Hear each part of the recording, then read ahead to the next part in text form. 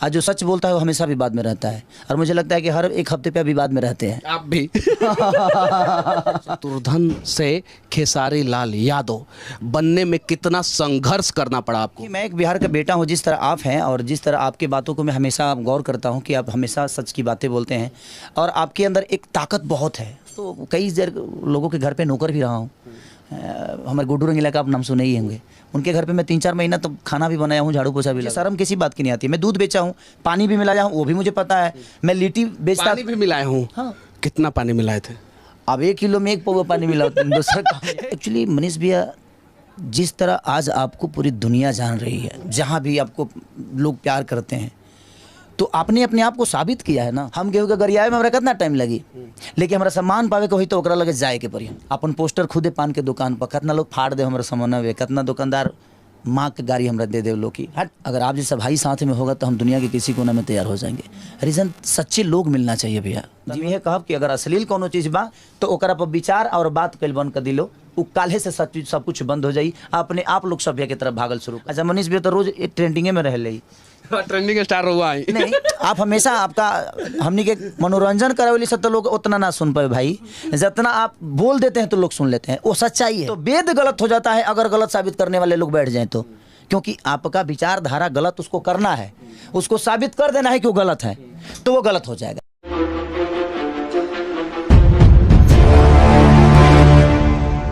मेरे साथ जो व्यक्ति बैठे हैं वो पूरी दुनिया में किसी परिचय के मोहताज नहीं है, क्योंकि YouTube पे सिर्फ और सिर्फ इनका नाम ही काफ़ी है। कहा जाता है कि ये हिट मशीन है। बदलता हुआ बिहार, बदलता हुआ भोजपुरी समाज और भोजपुरी फिल्म के ऊपर आज हम इनसे सवाल करेंगे, और सिर्फ पॉजिटिव सवाल करेंगे, नो निगेटिव। क्योंकि ये चाहें तो कुछ ऐसा बात बोल देंगे जिसमें मेरा इंसल्ट हो सकता है, और मैं चाहूं तो इनके ऊपर कुछ बात बोल सकता हूं जिसमें इनका इंसल्ट हो सकता है। लेकिन अगर हम दोनों मिलकर प्रयास करेंगे तो बिहार, उत्तर प्रदेश और भोजपुरी समाज का जो फिल्म है उसको बदल के रख सकते हैं। सही है कि नहीं है? बिल्कुल। देखिए, और ये जिम्मेदारी जो होती है ना कहीं उन्हीं के ऊपर होती है जो जिम्मेदार होते हैं। आज आप ब्रांड बिहार मुहिम से जुड़े हैं, चूंकि आप ऑलरेडी एक बहुत बड़े ब्रांड है और बिहार को रिप्रेजेंट कर रहे हैं। कैसा महसूस कर रहे हैं आप? देखिए, मैं एक बिहार का बेटा हूँ, जिस तरह आप हैं और जिस तरह आपके बातों को मैं हमेशा गौर करता हूँ कि आप हमेशा सच की बातें बोलते हैं, और आपके अंदर एक ताकत बहुत है सच बोलने की, और ये बहुत लोगों के अंदर कम होती है। आज जो सच बोलता है वो हमेशा विवाद में रहता है, और मुझे लगता है कि हर एक हफ्ते पे विवाद में रहते हैं। आप भी तो धरती पे जो भी सच बोलेगा वो विवाद होगा, क्योंकि देखिए सच बोलने वाला आदमी ईमानदार होता है, वो गलत चीज़ों को बर्दाश्त नहीं कर सकता और वो ईमानदारी से अपनी ज़िंदगी को चलाना चाहता है। एक और छोटा सा सवाल मैं आपसे पूछना चाहता हूँ। शत्रुघ्न से खेसारी लाल यादव बनने में कितना संघर्ष करना पड़ा आपको? देखिए, शत्रुघ्न से खेसारी बनने में मुझे संघर्ष, उसको मैं संघर्ष नहीं करता। वो मुझे लगता है कि मेरा रास्ता था और मैं करते गया और मैं दौड़ते गया और मेरी मंजिल करीब आती गई। तो मेरा एक फाइल था जिस फाइल को हर टेबल पे पहुंचाना था मुझे, और एक न एक दिन वो फाइल बिना गॉडफादर, कोई गॉडफादर नहीं था भोजपुरी इंडस्ट्री में। संघर्ष किया आपने, आपके बारे में बहुत सारी नकारात्मक खबरें भी चलती है, सकारात्मक खबरें भी चलती है, और यूट्यूब पर रिकॉर्ड बना दिया। उस रिकॉर्ड बनाने के दौरान किन किन कठिनाइयों का सामना करना पड़ा? मनीष भाई, देखिए, कोई भी अगर चीज़ें कठिनाई आती है ना तो मुझे लगता है कि वो हमारे लिए कहीं ना कहीं एक संदेश दे के जाती है और हमें संभलने का मौका देती है वो। तो मैं कठिनाइयों को कभी कठिनाई इसलिए नहीं समझा, इसीलिए मैं आज तक कमज़ोर आप ही की तरह ताकतवर हूँ खुद से। और मेरे अंदर ताकत एक जनता की है, जिस तरह आप भी जनता के आज एक ऐसे इंसान हैं कि जनता की ही बातें करते हैं। हमारा अस्तित्व आज है तो हमारी जनता है, उसके अलावा हमारे पास कुछ नहीं है। और कठिनाइयाँ जो भी हुई, मैं तो कई लोगों के घर पे नौकर भी रहा हूँ। हमारे गुड्डू रंगीला का आप नाम सुने ही होंगे। उनके घर पे मैं 3-4 महीना तो खाना भी बनाया हूँ, झाड़ू पोछा भी लगाया हूँ। लाज नहीं लागत ये बात कहे में? शर्म मैंने ये तो मैं किया हूँ मैं। और ये होता है महानता एक्चुअल में। सही बात है, हमने जो किया है उसे हमें एक्सेप्ट करने में क्या दिक्कत है? और ज़रा सोचिए, जो व्यक्ति गुड्डू रंगीला के घर पे 3 महीना काम किए हैं और उसके बाद आज भोजपुरी इंडस्ट्री के मतलब कि सुपरस्टार बन गए, इस बात पे भी कुछ लोग विवाद कर सकते हैं, इसके लिए तैयार है क्या आप? सुपरस्टार खेसारी लाल यादव। मनीष भैया मेहनत किया हो ना, मैं अब इतना रिस्पेक्ट कैसे देते हैं लोगों को? मनीष भैया, छोटा हूँ मैं आपसे। नहीं, फिर भी आप छोटे तो नहीं है, देखिए छोटे नहीं है, आप बड़े हैं।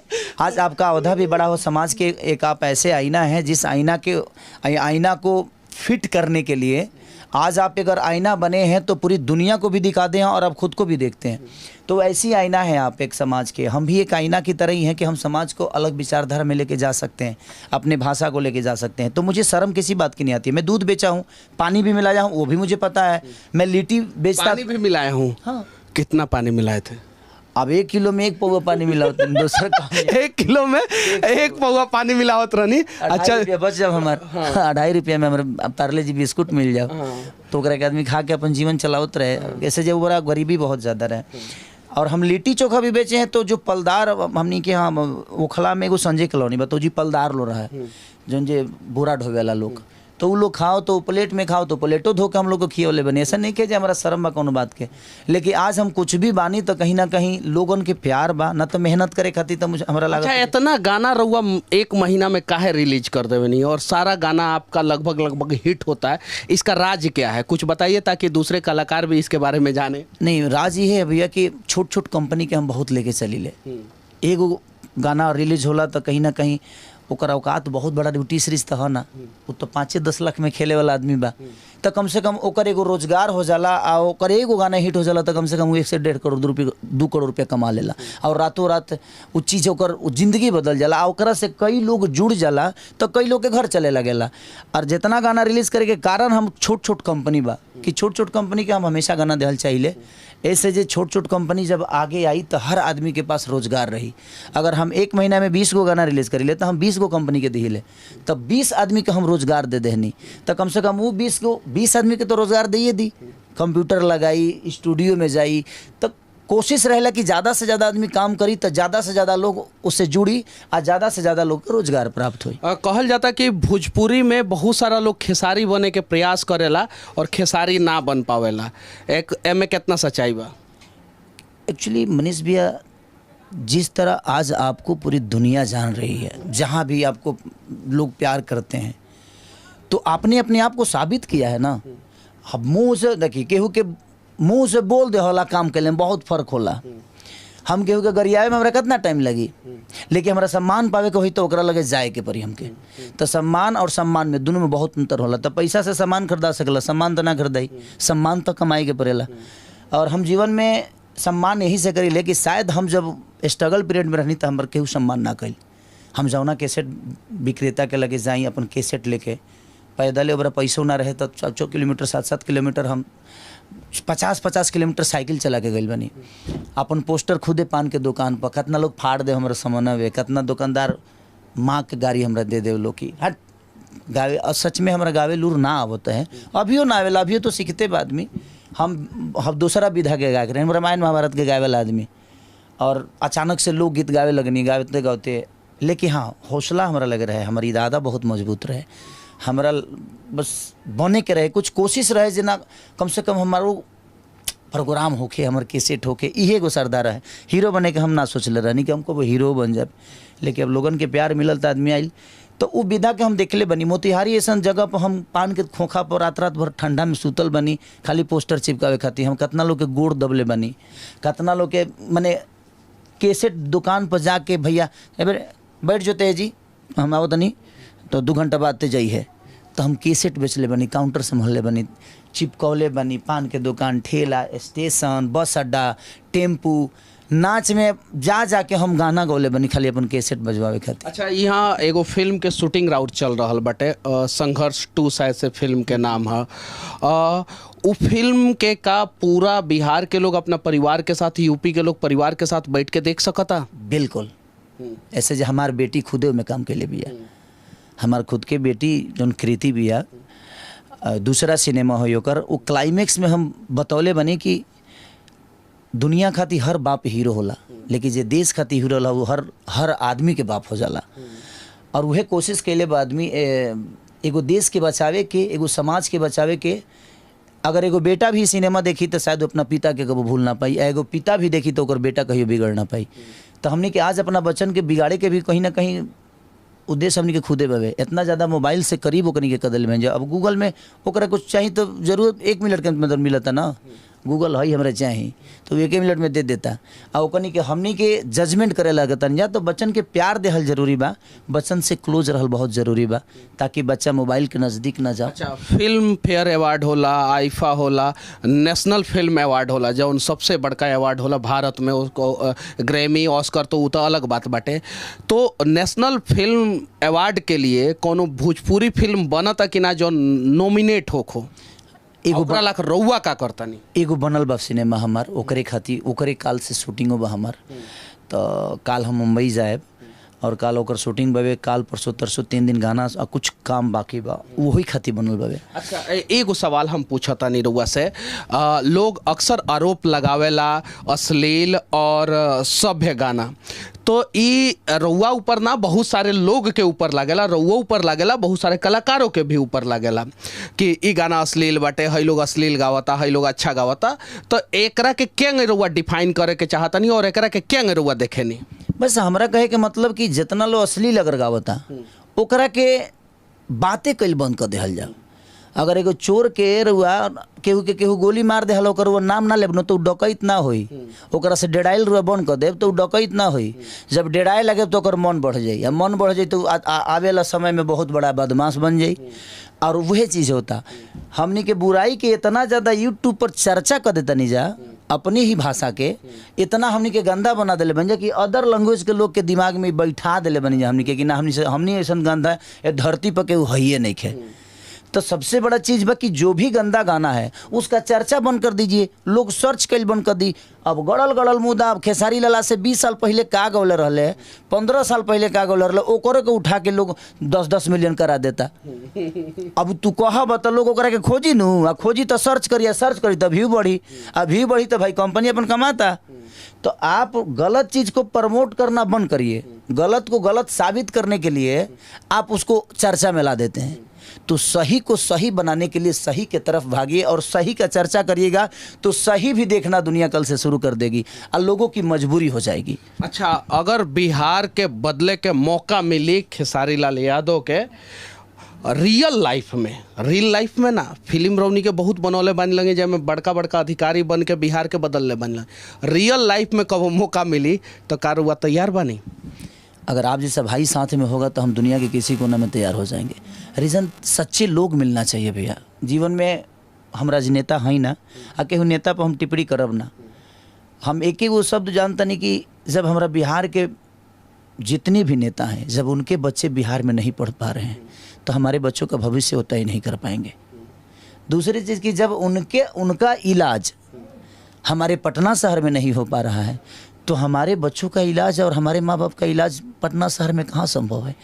तो जब वो अपने लिए अच्छे अस्पताल नहीं बना पाए तो हम उनसे आशा कहाँ से कर पाएंगे। जब वो अपने बच्चों को पढ़ने के लिए अच्छी स्कूल की व्यवस्था नहीं दिए तो शायद हम अपने बच्चों का भविष्य उनसे कैसे मांग सकते हैं।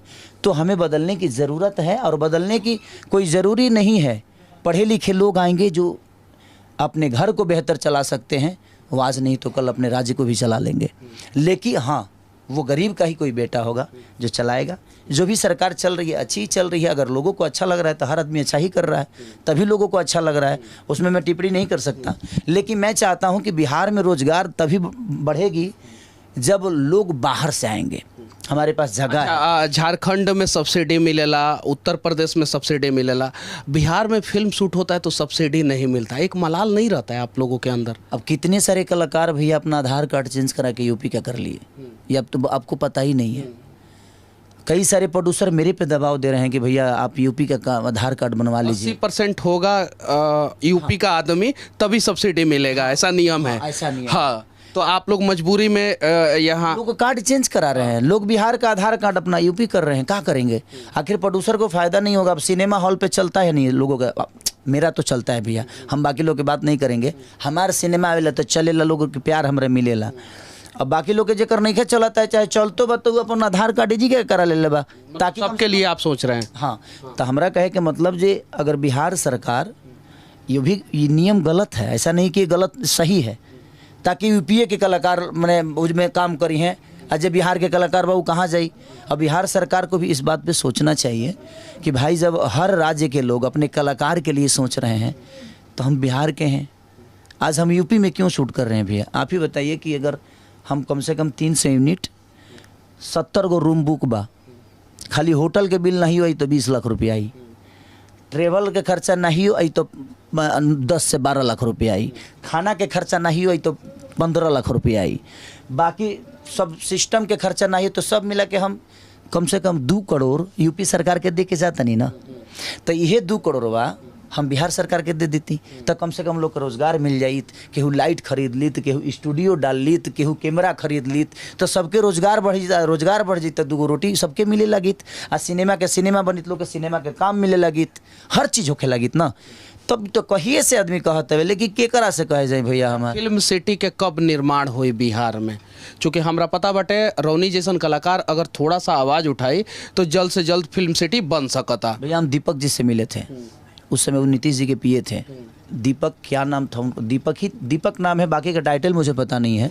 वो उनके पीए थे। कई जगह पे मैं गया हूँ लेकिन कोई सुनवाई नहीं हुई। सब हाँ करते हैं इसको, उन लोगों ने इसको मैं फिल्म नीति को डाल दिया है। वो क्या बोलते हैं जो बाहर से लोग आता है तो क्या बोला जाला ओकरा के, प्रवासी ना, बाहर से लोग आते हैं ना, पर्यटन। तो पर्यटन ना डाल सकिले कौन वो महाराज, जिस तरह बेबाक आदमी हम भैया जो ना आवेला तो ना आवेला, काम खत्म। उससे न कोनो लजाए के नहीं खे जो हम बेवकूफ़ हो जाए, हमको नहीं आता है भाई तो नहीं आता है, क्या दिक्कत। अरे यही अच्छा यही रहा ना अपन दुनिया प्यार के लिए हमके, ऐसा थोड़ी बात हम IPS बन के लोग के प्रेजेंट के लिए बनी ना। तो उसको पर्यटन में लोग डाल दिए। अब पर्यटन में डाल दीजिएगा तो भाई अब जे बा वो पर्यटन है, जे बिहार के कलाकार वो पर्यटन में काम करी, अब ओकरो के पर्यटन बना दिले बोलो, तब का कहिए ओकरा खातिर का लड़ जाए भैया। अब हम छोड़ दिले बनी लड़ल। अच्छा, एक और सवाल, राउर कौन फिल्म भविष्य में आई जो कम से कम 25 करोड़ रुपया के बजट करी? भैया 25 करोड़ कमाए खातिर का हम 50 करोड़ कमाए की क्षमता रखत नहीं। हमारा काम आवेला, ऐसा नहीं खे ना आवे। हमारा नाचे आवेला, हमारा गावे आवेला, हमारा कूदे आवेला, हमारा फाइट आवेला। भगवान के कृपा से निमन बॉडियो बना ले बनी, हर चीज़ तो कहिए ले आदमी। अब हमने के एगो अच्छा प्लेटफॉर्म के ज़रूरत बवे कि जब हमने के बिहार सरकार भी यूपी सरकार भी अगर हेल्प करी, हॉल से लेके सब्सिडी से लेके हर चीज़, तो हमनियों के जब पैसा मिले लगी तो फिल्मिया में पैसे न लगाई आदमी। तो कॉन्सेप्ट आज तो हम आधा से ज़्यादा कॉन्सेप्ट हम खुद ही लिखी ले, आधा से ज़्यादा तो हम गानों लिखी ले। तो आदमी जब संतुष्ट हो जाई तो काम छोड़ दी। हम संतुष्ट नहीं की भइल अभी, हमरा भूख बहुत बा, बसरते हमके प्लेटफॉर्म की ज़रूरत बा, लेकिन प्लेटफॉर्म मिलिए नहीं के पाओ तो हम का करी, केकरा से लड़े जाएं। एक प्लेटफॉर्म की ज़रूरत है और ये बात कोई और नहीं, भोजपुरी इंडस्ट्री के सबसे बड़े सुपरस्टार खेसारी लाल यादव कह रहे हैं। और एक प्रयास किया जाए भोजपुरी इंडस्ट्री को बदलने का, और उस प्रयास में आपको भी शामिल होना होगा, हमें भी शामिल होना होगा, और खेसारी लाल यादव जैसे जितने भी सुपरस्टार हैं उन सबको शामिल होना होगा, तब जाके हमारा भोजपुरी इंडस्ट्री बदलेगा। आखिरी में दर्शकों को क्या संदेश देना चाहते हैं? बसरते मैं आप सबसे यही कहना चाहता हूँ कि आज मनीष भी आए हैं और इनसे मिलकर मुझे खुशी होती है इसी बात से कि एक सच्चे इंसान से मिलकर एक ऊर्जा मिलता है। अपने जीवन को सच्चे तरीके से, मनीष कश्यप एक गरीब घर के परिवार के लड़के हैं, मैं भी एक गरीब परिवार का ही लड़का हूँ, और हम लोगों ने आप सबके बीच में अपने आप को प्रेजेंट किया और आपने बेहद प्यार किया। तो सच्चाई, अपने माँ बाप से प्यार करिए, अपने लोगों से प्यार करिए। अगर भाषा की बातें हैं तो अपना भाषा जब आए ना तो प्लीज़ आप अपने भाषा को प्लेटफॉर्म पे, किसी भी मीडिया प्लेटफॉर्म पे या यूट्यूब पे या फेसबुक पे आप उसको गंदे तरीके से प्रेजेंट आप खुद मत करिए। दुनिया करती है तो हम लड़ जाएंगे, लेकिन जब हम खुद ही करेंगे तो फिर हम दुनिया को कैसे समझा पाएंगे कि हम कहाँ से आए हैं। तो इसलिए मैं चाहता हूँ कि अपनी भाषा की बात हो, चाहे वो कोई भी कलाकार हो, उसको सम्मान दीजिए। उस सम्मान से नहीं सुधर, मारला सके वो ना सुधरिए, क्योंकि गरिया देव तो रहुआ में ओकरा में कोनो अंतर बाना। इससे हम कहब कि केहू के पाँक से पाँक ना धोवाला, पाँक नीमन पानी से धोवाला। तो ओकरा के पानी से धोए के जरूरत बा, पाँक से धोला के जरूरत नहीं है। तो हम यह कहब कि अगर अश्लील कोनो चीज़ बा तो ओकरा पर विचार और बात कल बंद कर दिलो, वो काल्हे से सब कुछ बंद हो जाई। अपने आप लोग सभ्य के तरफ भागल शुरू कर दी। अब बोलाला से कुछ बंद ना होला, ओकरा पर अमन करे के पड़ेला। तो रउओ सब अमन करी कि गंदा गाना के प्रमोट ना करी, गंदा गाना बजावल बंद करी, ताकि अपने आप लोग अमन करे लगी। जब बजावे वाला अमन करे लगी, जब खाए वाला ना खाई तो बेचे वाला घर ही न बैठ जाई। तो जब जो दुनिया खाई तो दी। तो कोशिश ये बाकी रउओ सब भेजे खाई, जब वो नॉन वेज खाए तो दुनिया तो केहू के काट के बेच दी। तो कोशिश ये बाकी रहो, वो कोशिश करी, हमनियों की कोशिश करता नहीं जा, यही अपना भाषा खातिर लड़ल जाओ, एक दूसरे से मत लड़े के, बस। अब ये भाषा के लिए लड़ा जाए, बिहार के लिए लड़ा जाए, एक दूसरे से नहीं लड़ा जाए। बाकी खेसारी लाल यादव जो सुपरस्टार हैं, इनकी बातें, हमारा ये प्रयास आप लोगों को कैसा लगा कमेंट करके जरूर बताना। और भोजपुरी इंडस्ट्री किस प्रकार से बदला जाए, इसके बारे में भी आप लोग अपना राय जरूर रखना। आप हॉल तक जाइएगा, जब भोजपुरी सिनेमा लगती है तो हॉल तक, जिस तरह साउथ के लोग हॉल में जाकर सिनेमा को देखना चाहते हैं, यूट्यूब पे नहीं देखते हैं, वो हॉल में जाकर देखते हैं। तो जैसे आप भी हॉल में जाइएगा तो शायद वो चीज़ें बदलती नज़र आएगी। और हम भी कल 50 करोड़ नहीं 500 करोड़ कमाने की क्षमता रखते हैं। हम 35 करोड़ में खेलते हैं, तो कहीं ना कहीं हम 500 करोड़ भी कमा सकते हैं। और उसी से आज पूरी दुनिया को साउथ इंडस्ट्री ने बता दिया, 8 करोड़ की आबादी और पूरी इंडस्ट्री पे राज करने लगी। तो कहीं ना कहीं उन लोगों की ईमानदारी है अपने भाषा के लिए, तो सब लोग मिले तब जाके ये चीज़ें हुई। तो हम सबको प्रयास करना चाहिए अपने भाषा के लिए। ये नहीं कि अगर कोई आदमी एक गलत कर दिया तो पूरी दुनिया उसको दबाने लगे, नहीं, उसको बोलिएगा तो दबेगा नहीं और उठ जाएगा। तो विवाद जब कोनो चीज़ में होला तो गलत चीज़ के बढ़ावा ना देल जाला, ओकरा पर बात कल बंद कर दी। अच्छा, मनीष भी तो रोज एक ट्रेंडिंगे में रह ले, ट्रेंडिंग स्टार हुआ है। नहीं, आप हमेशा आपका हमनी के मनोरंजन करावे से तो लोग उतना ना सुन पाए भाई, जितना आप बोल देते हैं तो लोग सुन लेते हैं, वो सच्चाई है। तो आप बात लोगों के लायक करते हैं, जब लोग के लायक रहो बात करब ना तो दुनिया में रहो के केहू पीछे ना करी। हम हूँ वही विचारधारा में रही ले, जे लोग के लायक बात करी ले, लोग के लायक गाई ले। अब केहू करे के गलत कह देवे चाहे केहू सही कह दे, हनुमान चालीसा के गलत में कुछ लोग कमेंट करी गलत कही। हाँ। अच्छा ये बताइए, जब हमारा गलते साबित करे के हुई तो राम जी के ना कह देव। हमको गलत साबित करना होगा तो मैं मोदी जी को भी कर सकता हूं, मैं किसी को कर सकता हूं, मैं लालू जी को कर सकता हूं, मनीष कश्यप को कर सकता हूं, खेसारी लाल यादव को कर सकता हूं। अगर गलते साबित करे के बाद तो ओकरा खातिर कोई को प्रतिक्रिया बा, तो ओकरा के कौन काम बस गलत साबित के लेके भाई। तो ओकरा के तोड़ मरोड़ के गलते साबित कर, राम जी गलत ना रहले, रामो जी गलत हो जी हैं, हनुमान जी गलत हो जी हैं, तो वेद गलत हो जाता है अगर गलत साबित करने वाले लोग बैठ जाएं तो। क्योंकि आपका विचारधारा गलत उसको करना है, उसको साबित कर देना है कि वो गलत है, तो वो गलत हो जाएगा। लेकिन उसको सही अगर आप साबित करेंगे तो शायद इनके संघर्षों की कहानी को देखकर आप मोटिवेट होंगे, और जैसे ये ग्राउंड जीरो से उठ के आज सुपरस्टार बने हैं, आप भी अपने मंजिल को प्राप्त कर लेंगे, बस सच्चाई के साथ, बस सच्चाई के साथ। जय हिंद, जय हिंद, जय बिहार।